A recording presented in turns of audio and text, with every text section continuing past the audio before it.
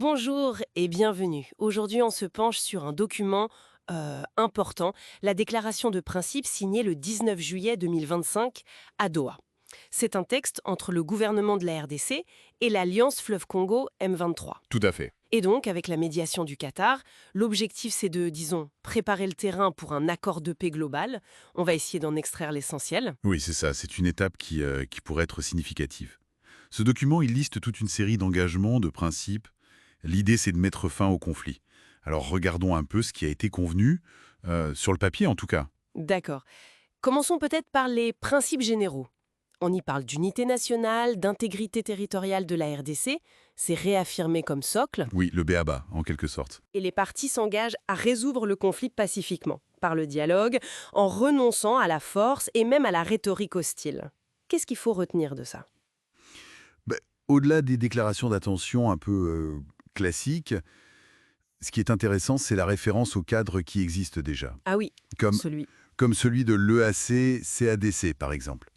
Et puis, il y a cet engagement à dépasser les rancœurs, à chercher une coexistence pacifique. Et aussi, très important, le rejet explicite des discours de haine.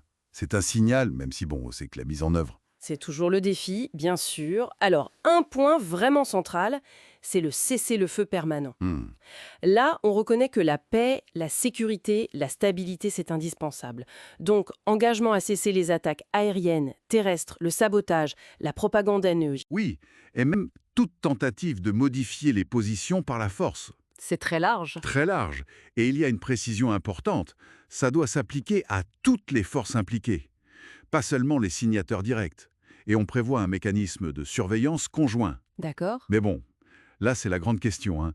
Comment s'assurer que cette surveillance soit efficace sur le terrain? C'est complexe. Oui, j'imagine. C'est souvent là que ça coince. Pour essayer de bâtir la confiance, justement, il y a des mesures de confiance prévues. Ah oui. Oui, par exemple, la mise en place, avec l'aide du CICR, le Comité international de la Croix-Rouge, d'un mécanisme pour libérer des prisonniers ou des détenus d'intérêt. Ah ça, oui, c'est le genre de gestes qui sont cruciaux. Ça peut créer un climat plus favorable. Exactement. Et si on relie ça à la vision d'ensemble, ces mesures s'inscrivent dans l'idée de restaurer l'autorité gouvernementale partout. La restauration de l'autorité gouvernementale, oui. C'est vu comme une conséquence logique et un pilier de l'accord de paix final. C'est ça. Le document parle aussi, et c'est énorme, du retour des personnes déplacées et des réfugiés. Un défi humanitaire colossal. Colossal. L'engagement, c'est de faciliter leur retour sûr, volontaire, digne, en lien avec les pays d'asile et le HCR. Mhm. Et d'ailleurs, la MONUSCO, la mission de l'ONU, et les mécanismes régionaux sont aussi mentionnés pour appuyer le cessez-le-feu. D'accord. La protection des civils est aussi réaffirmée comme un principe clé. C'est important de le noter. Bien sûr. Alors, venons-en à la section sur l'accord de paix lui-même. C'est là que ça devient vraiment intéressant, non? Surtout avec le calendrier. Ah oui, le calendrier rigide. Il est extrêmement précis. On pourrait même dire audacieux. C'est-à-dire? Ben, regardez. Mise en œuvre de cette déclaration au plus tard le 29 juillet 2025. Négociation directe pour un accord de paix d'ici le 8 août. Et signature d'un accord global d'ici le 17 août. Waouh, c'est demain quasiment. C'est très rapide. C'est un rythme extrêmement soutenu.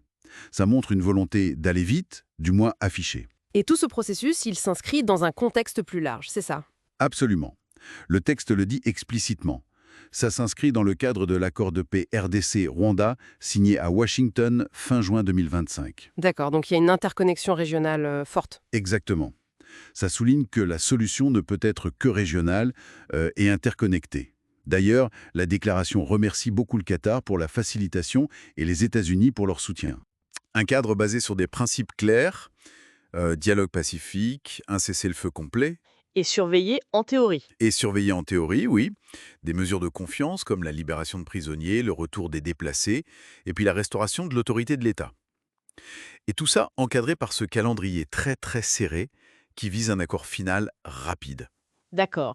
Donc les points essentiels, ce serait cet engagement renouvelé pour la paix, la renonciation affichée à la violence sous toutes ses formes, Oui, ça c'est important. et l'inscription du processus dans ce cadre régional et international. C'est exactement ça.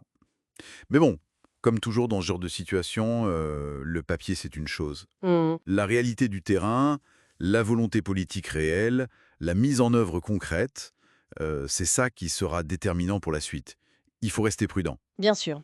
Et pour terminer, peut-être une question qui reste en suspens.